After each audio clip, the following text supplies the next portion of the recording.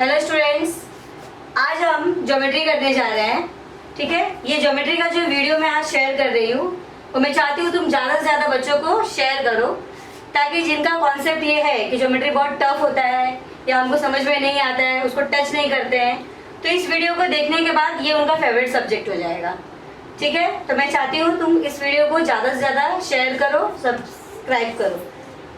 तो हम आज 2.1 करने जा रहे हैं। तो 2.1 स्टार्ट करने से पहले मैं तुमको कुछ बेसिक चीज़ें बताना चाहती हूँ, वो बेसिक चीज़ें जो तुमको मैथ्स में कहीं पे भी हेल्पफुल होगा।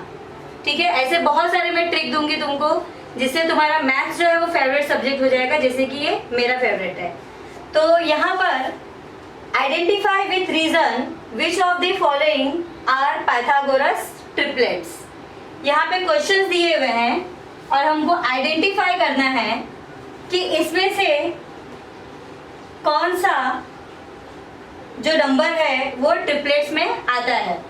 तो यहाँ पर हमको क्या करना होगा, इनके स्क्वायर्स निकालना होगा। ठीक है, तो तुमको एटलीस्ट 1 से लेकर 1 to 30 तक के स्क्वायर्स पता होने चाहिए। एटलीस्ट यहाँ तक तुम लर्न करना तुमको कंपलसरी है। अगर कर लेते हो तो स्क्वायर्स का यूज हमको मैथ्स में हर जगह है। लेकिन एक ट्रिक तुमको दे रही हूँ, जिस नंबर के पीछे लास्ट डिजिट अगर 5 हो, जैसे तुमको बता रही हूँ मैं, 5 का जो स्क्वायर होता है वो कितना होता है, 25 होता है। 15 का स्क्वायर विदाउट मल्टीप्लीकेशन, जिस डिजिट के पीछे लास्ट फर्स्ट डिजिट में 5 हो, उसका स्क्वायर निकालना बहुत ही इजी होता है। तो कैसे निकालना है मैं तुमको बता रही हूँ। सिर्फ 15 square, 25 square, 35 square, 45 square, 55 square, 65 square, 75 square, 85 square, 95 square, 105 square. अब स्क्वायर कैसे निकालना है यहाँ पे ध्यान दो। ये लास्ट डिजिट क्या है हमारा, 5 है, तो 5 का क्या लिख दोगे यहाँ पे, 25। अब यहाँ पर तुम देखो 10th प्लेस में क्या है, 1 है, तो 1 के बाद कौन सा डिजिट आता है, 1 के बाद कौन सा नंबर आता है, 2, तो 2 1 जा 2, तो इसका आंसर क्या होगा, 225।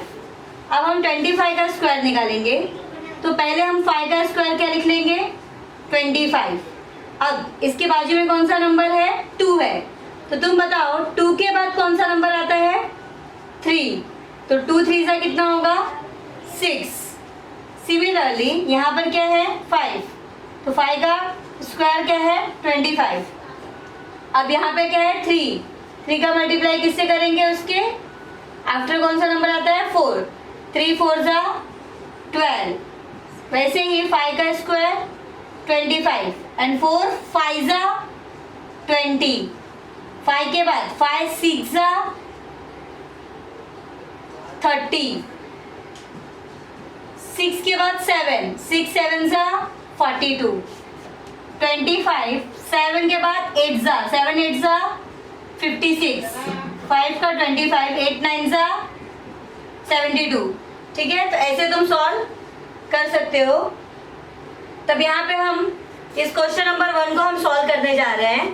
क्वेश्चन नंबर 1 को देखो, यहाँ पर हमको 3 नंबर्स दिए हुए हैं, 3 5 एंड 4। तो लेट इसको हम ए एज्यूम कर लेते हैं, ये कितना है, 3 है। बी को सपोज 5 एंड सी को 4, तो ए हो गया हमारा 3, बी हो गया 5 एंड सी हो गया 4। तो इसमें देखो सबसे ग्रेटेस्ट नंबर कौन है, तो ये जो हमारा 5 है वो सबसे ग्रेटेस्ट नंबर है। तो जो भी ग्रेटेस्ट नंबर होता है उसका हम क्या निकालेंगे, स्क्वायर निकालेंगे। तो b का स्क्वायर कितना होता है, b का स्क्वायर मतलब 5 का स्क्वायर कितना होगा, 25 हो जाएगा। ठीक है, और ये रिमेनिंग नंबर्स बच गए a एंड c, इन दोनों के स्क्वायर का क्या करेंगे, इन दोनों के स्क्वायर को प्लस कर लेंगे। तो हमारा a स्क्वायर क्या है, 3 स्क्वायर प्लस एंड 4 का स्क्वायर, 3 स्क्वायर क्या हो जाएगा, 9 एंड 4 स्क्वायर हो जाएगा 16, 9 प्लस 16 25। अब तुम यहाँ ध्यान दो, कि हमारा जो ग्रेटेस्ट नंबर था उसका भी स्क्वायर 25 है, और जो अदर नंबर्स बचे थे ए और सी उसका स्क्वायर करके प्लस किया, वो भी कितना है 25 है। तो तुमको पाइथागोरस थ्योरम मालूम है? पाइथागोरस थ्योरम क्या है? पाइथागोरस थ्योरम में क्या होता है, जो हाइपोटेनस होता है उसका स्क्वायर इज इक्वल टू जो अदर रिमेनिंग साइड्स के स्क्वायर के प्लस के इक्वल होता है। तो ये हाइपोटेनस तुमको पता है, ये हाइपोटेनस जो है सबसे ग्रेटेस्ट साइड होता है। मतलब हमारा जो बी है वो हमारा क्या है, हाइपोटेनस है, और ए और सी क्या है हमारा अदर साइड से, रिमेनिंग साइड से। तो यहाँ पे तुमको पता है पाइथागोरस थ्योरम क्या होता है, B square is equal to A square plus C square. तो हम यहाँ ध्यान दो, ये इक्वेशन नंबर हमारा हो गया 1 और ये हो गया हमारा इक्वेशन नंबर 2। तो equation number 1 and equation number जो 2 है वो इक्वल आ गया, मतलब B square is equal to A square plus C square आ गया है। That means by converse of Pythagoras theorem, converse of Pythagoras theorem, जो पेयर ये नंबर्स जो दिए हुए हैं, it is a Pythagoras triplet. Question number 2 पे आते हैं। तो क्वेश्चन नंबर 2 में अगेन वैसे ही सेम प्रोसेस तुमको फॉलो करना है। Let a is equal to 4, b is equal to 9 and c is equal to 12। तो यहाँ पे तुम ध्यान दो, सबसे ग्रेटेस्ट नंबर कौन सा है, 12 है। तो हम लोग क्या करेंगे, सबसे पहले जो ग्रेटेस्ट नंबर है उसका स्क्वायर निकालेंगे। तो 12 का स्क्वायर क्या होता है 144। अगर सपोज तुमको स्क्वायर्स नहीं आता है या नहीं लर्न है तो तुम सिंपली क्या करोगे, 12 का मल्टीप्लाई 12 से करोगे, स्क्वायर आ जाएगा। अब यहाँ पर ए स्क्वायर, जो ये रिमेनिंग अदर साइड्स बच गए हैं ए और बी, अब इन दोनों का स्क्वायर करके क्या करना है, हमको प्लस करना है। तो यहाँ देखो ए क्या है हमारा 4 है एंड बी क्या है हमारा 9 है। तो ये हो गया हमारा 4 का स्क्वायर प्लस 9 का स्क्वायर। अब यहाँ पे इन दोनों को हम स्क्वायर निकाल के प्लस कर देंगे। 4 का स्क्वायर होता है 16 एंड 9 का स्क्वायर होगा 81। इन दोनों को प्लस करो, 6 + 1 7, 8 + 1 9। अब तुम यहाँ पे ध्यान दो, तो ये हमारा इक्वेशन नंबर 1 है, ये हमारा इक्वेशन नंबर 2 है।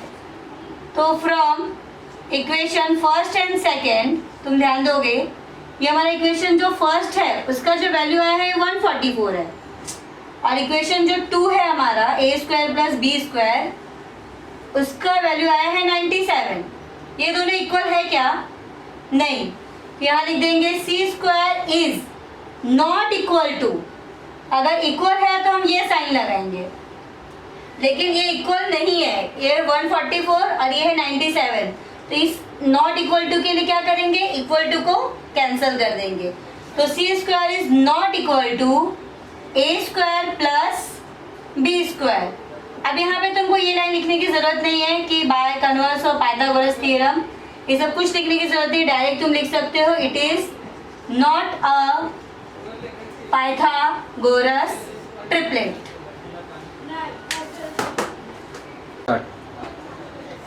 अब हम चलते हैं क्वेश्चन नंबर 2 पे।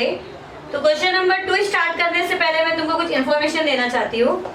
अब ये क्वेश्चन नंबर जो 2 है वो बेस है बाय ज्योमेट्रिक मीन फॉर्मूले पे, ज्योमेट्रिक मीन, ठीक है। ये ज्योमेट्रिक मीन क्या है, इन राइट एंगल ट्रायंगल, जो राइट एंगल ट्रायंगल होता है, इस राइट एंगल ट्रायंगल के 90 डिग्री के वर्टेक्स से हाइपोटेनस पे एक और परपेंडिकुलर लाइन ड्रॉ किया होता है, ठीक है। तो ये जो परपेंडिकुलर ड्रॉ किया हुआ है लाइन, इसका स्क्वायर, इस लाइन का जो स्क्वायर है, जिस लाइन पे वो परपेंडिकुलर है उसको 2 पार्ट्स में देखो डिवाइड कर रहा है। एक तो पहला पार्ट ये और सेकंड पार्ट ये। तो इसका जो स्क्वायर है वो दिस इंटू दिस के इक्वल होगा। ठीक है, ये हमारा ज्योमेट्रिक मीन का फॉर्मूला है। तो इसमें हम देखते हैं ज्योमेट्रिक मीन का फॉर्मूला कैसे बनेगा। ये हमारा हो गया राइट एंगल ट्रायंगल। ठीक है, ये 90 डिग्री का क्या एंगल है यहाँ पर, और अगर 90 डिग्री के एंगल से ही परपेंडिकुलर लाइन ड्रॉ किया हो, ये दिख रहा है तुमको परपेंडिकुलर लाइन ड्रॉ किया हुआ है, तो जो परपेंडिकुलर लाइन है उसका स्क्वायर, इसका मतलब NQ का स्क्वायर इज इक्वल टू होगा किस लाइन पे वो परपेंडिकुलर है, इस लाइन पे, हाइपोटेनस पे। इसको देखो 2 पार्ट्स में वो डिवाइड कर रहा है। दैट मीन्स ये जो NQ स्क्वायर है वो इक्वल होगा MQ इंटू QP। ठीक है, तो नेक्स्ट लेक्चर में ये फॉर्मूला कैसे आया इसको हम डिस्क्राइब करेंगे बाद में। फिलहाल अभी हम एक्सरसाइज कर रहे हैं, तो इसका जो थ्योरम वगैरह है वो हम बाद में एक्सप्लेन करेंगे अदर लेक्चर में। तो हम स्टार्ट करते हैं अभी। तो सबसे पहले क्वेश्चन में तुमको क्या लिखना है, आंसर्स में क्वेश्चन में तुमको क्या दिया हुआ है, देखो MNP, एंगल MNP कितना है 90 डिग्री, और सेगमेंट NQ, ये जो NQ सेगमेंट है वो सेगमेंट MP पे परपेंडिकुलर है। MQ दिया है 9, ये जो MQ है वो कितना है 9 है। QP कितना दिया है 4, NQ हमको फाइंड आउट करना है। तो सबसे पहले हम क्वेश्चन को स्टार्ट करेंगे। In triangle MNP, angle MNP is equal to 90 degree. यहाँ पे ब्रैकेट में गिवन लिखना कंपलसरी है, अदरवाइज मार्क्स नहीं मिलेंगे। ठीक है, ये गिवन दिया हुआ है, और एंड सेगमेंट NQ परपेंडिकुलर है सेगमेंट MP, ये भी क्या है गिवन। जब 2 बार 90 आ जाए, ये भी 90 है, परपेंडिकुलर का मतलब भी 90 ही होता है। जब 2 बार 90 आ गया वहां पे ज्योमेट्रिक मीन यूज होता है, बाय ज्योमेट्रिक मीन। अब ज्योमेट्रिक मीन क्या हो जाएगा, NQ square is equal to MQ multiply by QP। अब यहाँ पे NQ हमको फाइंड आउट करना है, उसको एज इट इज रखो। MQ कितना दिया है 9 और QP हमारा है 4, तो 9 4 से हो गया 36। NQ square is equal to 36 NQ। अब यहाँ देखो मैं स्क्वायर जो है उसका स्क्वायर रूट लूंगी अभी, तो 36 किसका स्क्वायर है 6 का, तो NQ कितना आ जाएगा 6। अब यहाँ पे कुछ भी सेंटीमीटर में नहीं दिया हुआ है, तो हम यहाँ पे सेंटीमीटर की जगह क्या लिख देंगे यूनिट। ये हो गया हमारा आंसर। अब हम क्वेश्चन नंबर 3 करते हैं। तो क्वेश्चन नंबर 3 में भी ये हमारा क्या है, राइट एंगल ट्रायंगल है, और यहाँ पर ये परपेंडिकुलर दिया हुआ है। तो जहाँ पे भी ये 90 है और ये क्या है परपेंडिकुलर का साइन है, तो वहाँ पे हम कौन सा फॉर्मूला यूज करेंगे, बाय ज्योमेट्रिक मीन। तो सबसे पहले लिखते हैं in triangle QPR, in triangle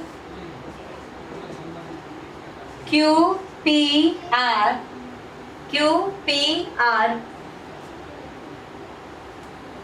angle कौन सा 90 डिग्री है, QPR is equal to 90 degree, bracket में आएगा given, and segment PM perpendicular किस पे है, सेगमेंट QR पे।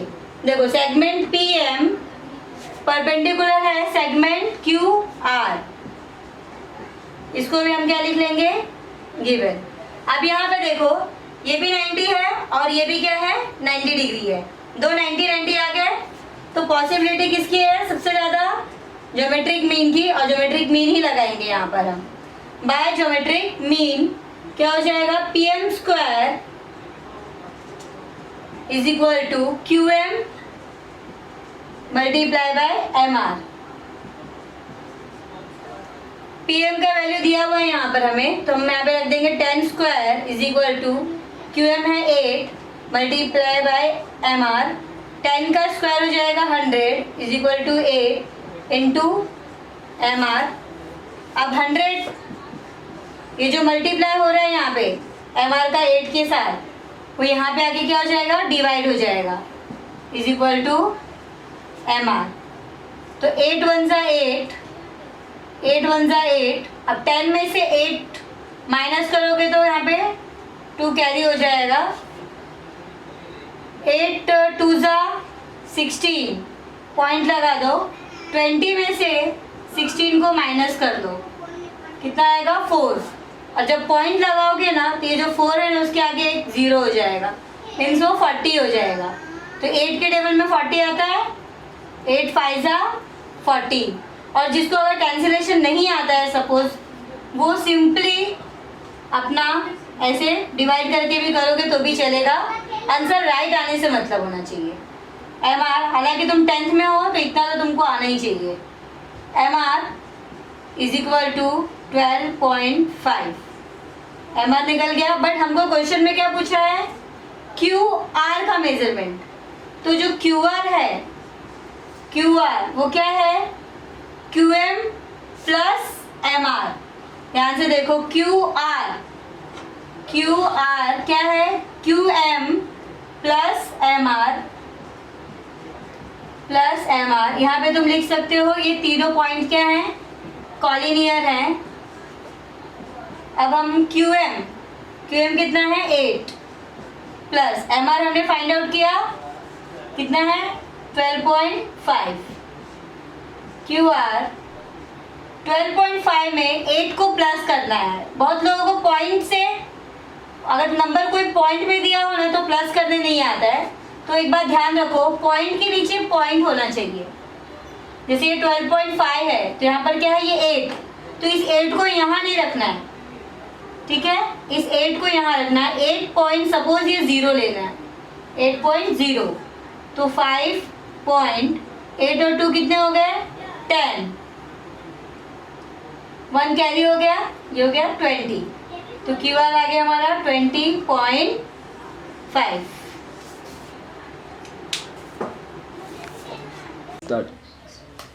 Question number 4, find RP and PS। अब यहाँ देखो, इस ट्रायंगल में RPS ट्रायंगल में एक एंगल जो है 90 डिग्री है, दूसरा 30 डिग्री है, तो तीसरा कितना होगा 60 डिग्री, ठीक है। और जिस ट्रायंगल के एंगल्स 30, 60 और 90 डिग्री होते हैं, ऐसे ट्रायंगल को हम 30, 60, 90 डिग्री ट्रायंगल कहते हैं। और वहां पे हम थ्योरम यूज करते हैं, बाय थ्योरम ऑफ 30, 60, 90 डिग्री, ठीक है। अब तुम बोलोगे इसका क्या थ्योरम है, जैसे ज्योमेट्रिक मीन था वैसे ही इसके भी रूल्स हैं। इसका पहला रूल है side opposite to 30 degree. Side, ये दिख रहा है साइड, ये साइड है, अपोजिट किसके अपोजिट दिख रहा है, ये 30 डिग्री के अपोजिट दिख रहा है, ठीक है। तो side opposite to 30 degree is, side opposite to 30 degree is half of hypotenuse.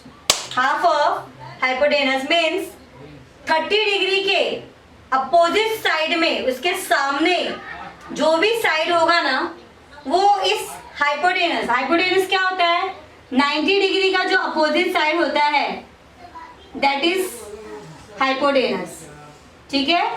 90 degree के अपोजिट में जो भी साइड होगा वो हमारा हाइपोटेनस होगा। तो 30 डिग्री का जो अपोजिट साइड है वो आधा होगा, हाफ मीन्स आधा होता है किसका, हाइपोटेनस का, ठीक है। पहला रूल ये है। सेकेंड रूल, अगर ये 30 डिग्री है, ये 60 है, तो मेरा जो थर्ड एंगल होगा वो कितने डिग्री का होगा, 60 डिग्री का। अब तुम बोलोगे 60 कैसे आया मिस, तो तुमको पता है कि sum of the measurement of angle कितना होता है, 180 डिग्री होता है। तो अगर तीनों एंगल को तुम प्लस करोगे तो 180 आना चाहिए। तो 90 प्लस 30 कितना हो जाएगा, 120।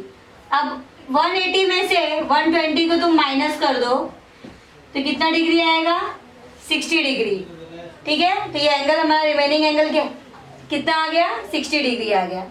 अब दूसरा जो रूल है वो है साइड अपोजिट टू 60 डिग्री। क्या है, साइड अपोजिट टू 60 डिग्री कितना होता है, √3/2 होता है किसका, हाइपोटेनस का। ठीक है, तो ये भी थ्योरम्स है, बोर्ड में पूछे जाते हैं। ठीक है, कैसे सॉल्व करना है वो मैं दूसरे वीडियोस में बताऊंगी तुमको, दूसरे लेक्चर्स में। ठीक है, यहाँ पे अभी हम कंसंट्रेशन कर रहे हैं सम्स को सॉल्व करने पे। तो फॉर्मूला तुमको ये दो चीज याद रखना है कि साइड अपोजिट टू 30 डिग्री क्या होता है, half of hypotenuse, and side opposite to 60 degree होता है √3/2 ऑफ हाइपोटेनस। ठीक है, अब हम सम्स को स्टार्ट करते हैं। In triangle PRS measurement angle P कितना है, 30 डिग्री, मेजरमेंट एंगल S कितना है, 90 डिग्री। यहाँ पे तुम क्या लिख दोगे, गिवन।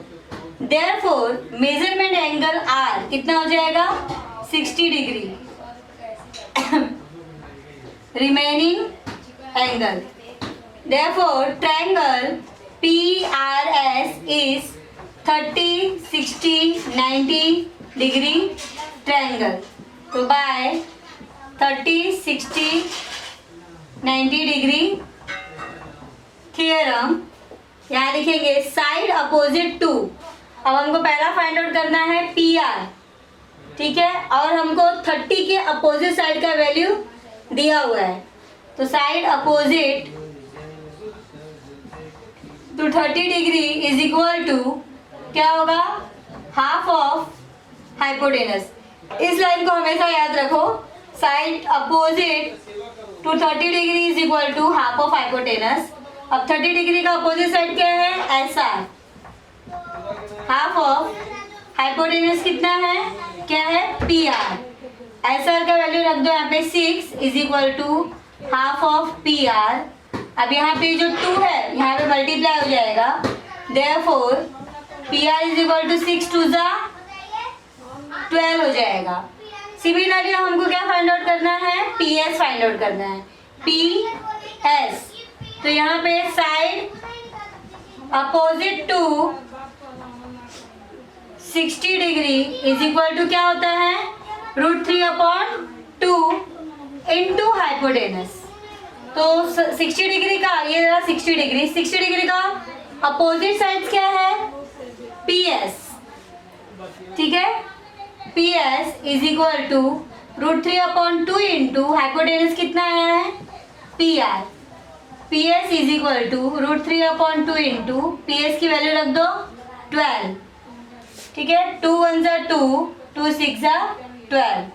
तो PS आ गया हमारा 6√3।